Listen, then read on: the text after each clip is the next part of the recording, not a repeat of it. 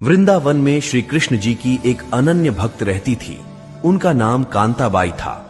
वह कृष्ण जी को लल्ला बुलाती, रोज उनकी सेवा करती, नहला धुलाकर भोग लगाकर उनके पास बैठ खूब बातें करती, खूब लाड़ करती। मजाल की कभी उनको जरा सी भी तकलीफ आ जाए। एक दिन कांताबाई अपने लल्ला का सब काम कर उसे विश्राम करवा खुद भी विश्राम करने लगी। तभी उसे जोर जोर से हिचकियां शुरू हो गई। कांताबाई समझ नहीं पा रही थी कि वो क्या करे।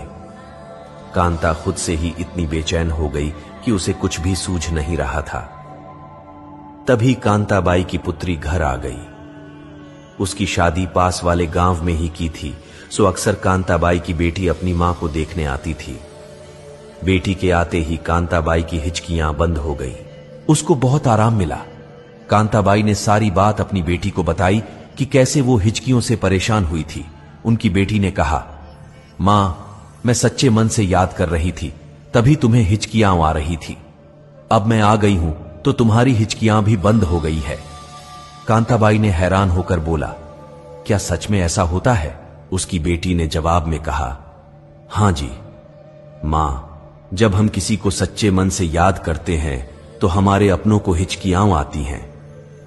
कांताबाई ने सोचा, मैं तो अपने ठाकुर जी को हर पल याद करती रहती हूं, मेरे लल्ला को तो कितनी हिचकियां आती होगी। नहीं, अब ऐसा नहीं होगा। मैं अपने लल्ला को याद नहीं करूंगी, ना ही परेशान करूंगी। उसी दिन से कांताबाई ने लल्ला को याद करना छोड़ दिया। अपनी पुत्री को लल्ला को देकर खुद को दूसरे कामों में खुद को व्यस्त कर लिया। सच में लल्ला को याद ना किया। देखते ही देखते कई सप्ताह बीत गए।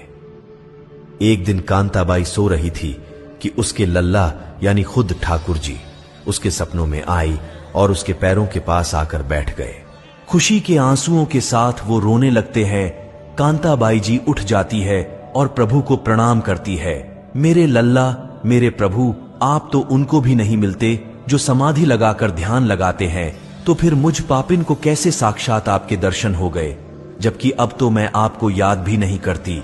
कृष्ण जी ने मुस्कुराते हुए कहा, मां, जब भी कोई मुझे याद करता है तो उसके पीछे उसका स्वार्थ होता है, या कोई साधु जिसको मुक्ति पाने का स्वार्थ छुपा होता है। लेकिन धन्य हो मां तुम, जिसने ये सोचकर याद करना छोड़ दिया कि मेरे लल्ला को हिचकियां आती होगी। मेरी इतनी परवाह करने वाली मां भक्त पहली बार देखी है। उन्होंने कांताबाई को वैकुंठ में स्थान पाने का आशीष दिया। ठाकुर जी केवल आपके प्रेम और भाव के भूखे होते हैं। भगवान केवल भाव के भूखे हैं। जो भी भक्त भगवान को भाव से पुकारता है, भगवान उनके घर दौड़े चले आते हैं।